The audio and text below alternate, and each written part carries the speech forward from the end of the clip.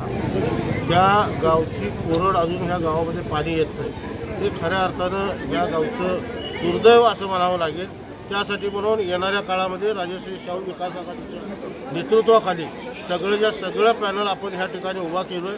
येणाऱ्या आपण 1 वर्षाच्या आत ह्या गावचा पाणी पुरवठा हा चालू झाला पाहिजे अशा पद्धतीचा प्रयत्न आणि विशेषतः अंडरग्राउंड ड्रेनेज योजना असेल, कारण हे संस्थानकालीन गाव आहे आणि संस्थानकालीन गाव असल्यामुळे गावातले जे अंतर्गत रस्ते आहेत ते अतिशय छोटे आहेत आणि दोन्ही साईडला गटरीचं जवळजवळ 2.5 ते 3 फूट दोन्ही साईडला गटरीचं आहे आणि त्यामुळं आपण अंडरग्राउंड ड्रेनेज योजना करून गावातल्या रस्त्याची सुद्धा रुंदी वाढवण्याचे असे अनेक बारीक सारीक जे गावातले सगळे प्रश्न आहेत ते येणाऱ्या काळामध्ये जर सोडवायचे असेल तर ह्या सगळ्या कामासाठी म्हणून हे विकासात्मक नेतृत्व या गावाला खऱ्या अर्थानं देण्याची गरज आहे आणि ते डांगे वहिनींच्या नेतृत्वाखाली राजश्री शाहू विकास आघाडीनं देण्याचा प्रयत्न केला आहे। माझी कुरुंदवाडच्या जनतेला कळकळीचं माझं आव्हान आहे की एकंदरीत आजपर्यंत चालू असलेल्या गावच्या हे गटातटाचं राजकारण इथनं पुढच्या काळामध्ये बंद करून ह्या गावच्या विकासाचं राजकारण ह्या गावामध्ये आणि विकासाचं समाजकारण करण्याचा प्रयत्न करूया।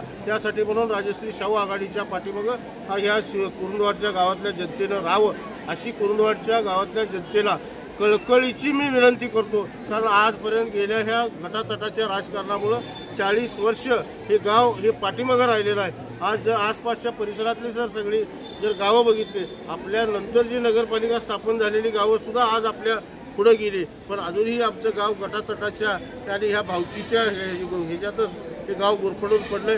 काही वेगवेगळ्या पद्धतीनं त्याला वळण लावण्याचा प्रयत्न, काही जातीचं वळण लावण्याचा प्रयत्न, कशाचं वळण हे आता इथनं पुढच्या काळामध्ये चालू होईल।